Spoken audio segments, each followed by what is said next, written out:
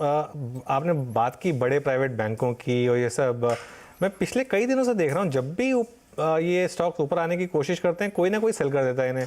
आज भी HDFC bank, कल भी एचडीएफसी बैंक ऊपर के लेवल पे किसी ने बेच दिया। ये हो क्या रहा है समीर? ये तो जी बड़ा मुश्किल है कहना। लेकिन अब ये है कि लास्ट 2-3 सालों से एचडीएफसी बैंक लीडर नहीं रहा। ऑल्दो उनके रिजल्ट्स अभी भी अच्छे आए हैं। अभी जो क्वार्टरली डिस्क्लोजर है वो भी अच्छा था, स्ट्रॉन्ग था, करीब 6% क्वार्टर ऑन क्वार्टर ग्रोथ थी, लोन ग्रोथ विच इज जो मिड साइज बैंक से भी ज्यादा थी। तो अब वो टाइम की बात है, वो सडनली जब शुरू होगा आपको पता नहीं लगेगा, क्योंकि generally they are doing well. उसमें यह है कि फॉरेन ओनरशिप हाई थी और हाई है। तो जैसे लास्ट अक्टूबर से जून तक करीब $30 बिलियन की सेलिंग हुई फॉरेनर्स की। उसमें कौन सी मैं रिपोर्ट में पढ़ रहा था कि करीब $10 बिलियन की फाइनेंशियल या बैंक्स में सेलिंग हुई, बिकॉज सबसे ज्यादा वो बैंक्स ही ओन करते हैं। और उसमें करीब 3.5 बिलियन की एचडीएफसी बैंक की सेलिंग हुई। सो वन रीजन इज कि फॉरेनर के पास वो स्टॉक काफी है, और सेकंड वो इंडेक्स में नहीं है फॉरेनर्स की। जैसे मेरे भी फॉरेन फंड का जो इंडेक्स है, एमएससीआई इंडिया इंडेक्स, उसमें एचडीएफसी बैंक की वेटेज है 0। हमारी तो नंबर 1 होल्डिंग है वैसे। तो लेकिन उससे क्या होता है कि अगर वो इंडेक्स में नहीं हो और जो इन्वेस्टर्स बहुत ज्यादा क्लोजली इंडिया को फॉलो नहीं करते, वो कहते हैं इसको हटाओ क्योंकि ना तो इंडेक्स में है और मुझे पैसे चाहिए, या मुझे सेल करना है, या मुझे रिडीम करने हैं पैसे। तो प्रेशर रहता है। लेकिन as long as underlying company अच्छा कर रही हो, plus minus of few months वो सब चीजें ठीक हो जाती हैं। इतने सालों से उन्होंने ऐसे रिटर्न दिए हैं जिसके कारण मैं यहाँ तक पहुंचा हूं। तो मैं तो अभी उन्हें बहुत ट्रस्ट करता हूँ एचडीएफसी बैंक में।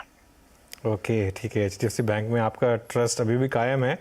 आपने एफआईआई सेलिंग की बात की समीर, तो मैं एक चीज़ और देख रहा था कि लगातार अगर किसी एक सेक्टर में पिछले 12 महीने में सेलिंग हुई है एफआईआई की, तो वो आईटी में है। सिर्फ एक महीना जिसमें पॉजिटिव फ्लो था, बाकी सब नेगेटिव था। तो ये मतलब क्या हो रहा है अभी? और ये इसमें क्योंकि आज एक बहुत इंटरेस्टिंग व्यू आया है कि अब valuation almost pre Covid level के बराबर पहुंच रहे हैं, 5 साल के एवरेज के करीब पहुंच रहे हैं। तो क्या जो पनिशमेंट मिलनी थी इनको, या जो एक्सेसेस थे इनके पोस्ट कोविड, वो बाहर हो चुके हैं? वो हो सकता है कि बाहर हो चुकी है, लेकिन हमने भी सेलिंग की है 12 महीनों में कहे तो, क्योंकि हमने थोड़ी जनवरी में की थी और फिर थोड़ी जुलाई और अगस्त में करी।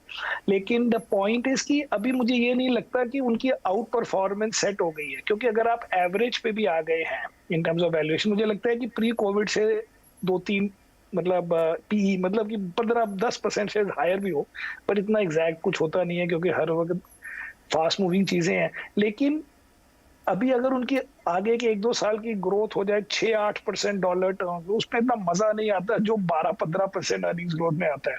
क्योंकि हमारी तो जीडीपी ग्रोथ 7-8% डॉलर टर्म में होती है, जिसमें consumer sector and banks and all grow more than that. तो उसमें 6-8-7% की ग्रोथ की इतना मजा नहीं है, इवन इफ कोई एवरेज पे आ गया हो। क्योंकि एवरेज पे आने का मतलब है कि फिर बिलो एवरेज कब होता है? नेगेटिव ग्रोथ तो कभी नहीं हुई कंपनीज की। तो बिलो एवरेज भी तो एक साइकिल का पार्ट है। तो अभी हम भी एक्साइटेड नहीं है आईटी सेक्टर की तरफ इतना, क्योंकि आईटी सेक्टर में डू वेल, लेकिन वो मार्केट के साथ ही अच्छा करेगा। मैं मार्केट अच्छा करेगी तो वो भी अच्छा कर सकता है, बट मुझे आउट परफॉर्मेंस के भी इतने चांस नहीं लगते। क्योंकि जो सारे हम प्रॉब्लम्स आपने बोला कि ग्लोबल प्रॉब्लम्स हैं, तो यूएस के साथ अगर आप कोई कनेक्शन ढूंढ रहे हैं, जान के आप आईटी लें जो यूएस मार्केट के कंपनीज और यूके की companies and European companies are the customers.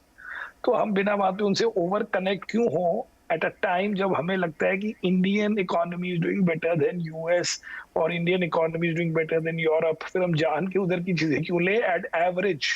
Even if they are at average, I think they are still little higher than that. तो इस समय रिस्क